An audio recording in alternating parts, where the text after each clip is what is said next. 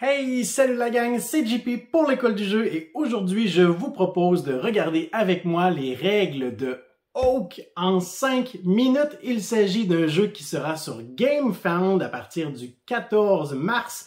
Le lien vers la campagne de financement se retrouve dans la description. L'école du jeu en partenariat avec la boutique L'Imaginaire. Au-delà de vos attentes.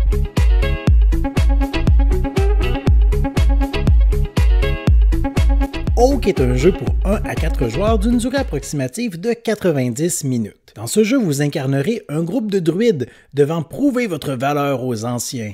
Au début de la partie, les joueurs recevront un plateau individuel asymétrique sur lequel ils placeront 3 druides sur les emplacements de repos, alors que les 6 autres seront placés au bas du grand chêne.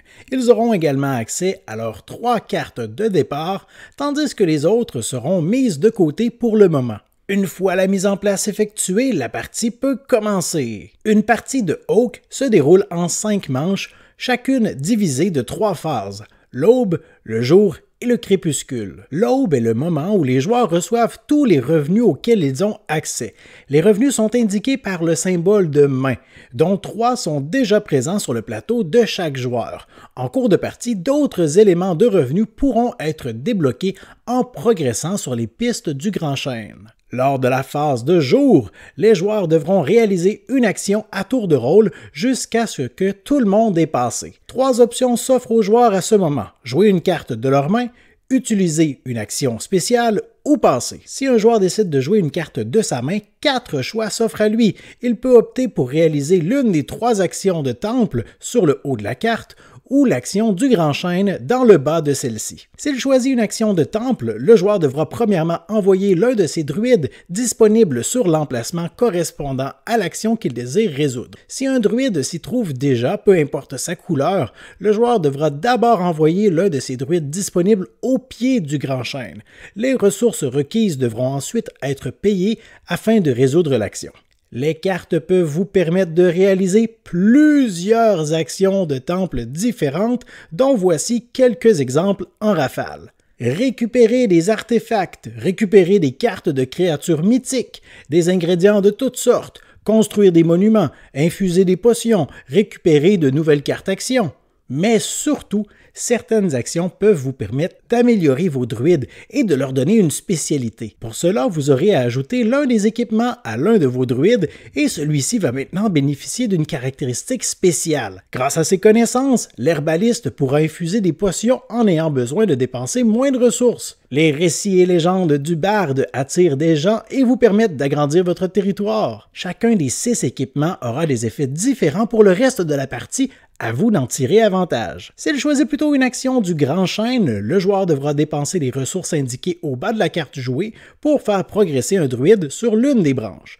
Après avoir avancé son druide sur la branche correspondante, le joueur récupère les points de victoire imprimés sur la case d'arrivée et c'est tout. Toutefois, s'il est le premier à franchir un marqueur comme celui-ci, le marqueur solaire doit alors être avancé jusqu'à son prochain emplacement. Si le marqueur atteint une case comme celle-ci, le festival du solstice est alors déclenché. Tous les joueurs dont le jeton de points est derrière le marqueur solaire récupèrent les revenus correspondant aux cases atteintes par chacun de leurs druides. Les cases à l'extrémité des branches représentent des circonstances uniques pour marquer des points en fin de partie pour le joueur l'ayant atteint en premier. Plutôt que de jouer une carte de votre main, vous pouvez également envoyer l'un de vos druides effectuer une action spéciale. Certains emplacements peuvent accueillir un druide régulier, alors que d'autres exigent la présence d'un druide amélioré. La dernière option qui s'offre aux joueurs est de passer et de mettre fin à leur tour pour la manche actuelle. À partir de ce moment, à chaque fois que vous devriez jouer un tour de jeu, vous pouvez à la place prendre l'un de vos druides placés près du grand chêne et l'envoyer récupérer un ingrédient de la forêt. Quand tous les joueurs ont passé, c'est la phase du crépuscule. C'est à ce moment que les joueurs récupèrent les cartes qu'ils ont jouées et que les druides seront rapatriés. Pour qu'un druide soit disponible pour effectuer des actions au prochain tour, il doit avoir un emplacement où se reposer. Les druides améliorés doivent aussi être placés sur des emplacements spécifiques.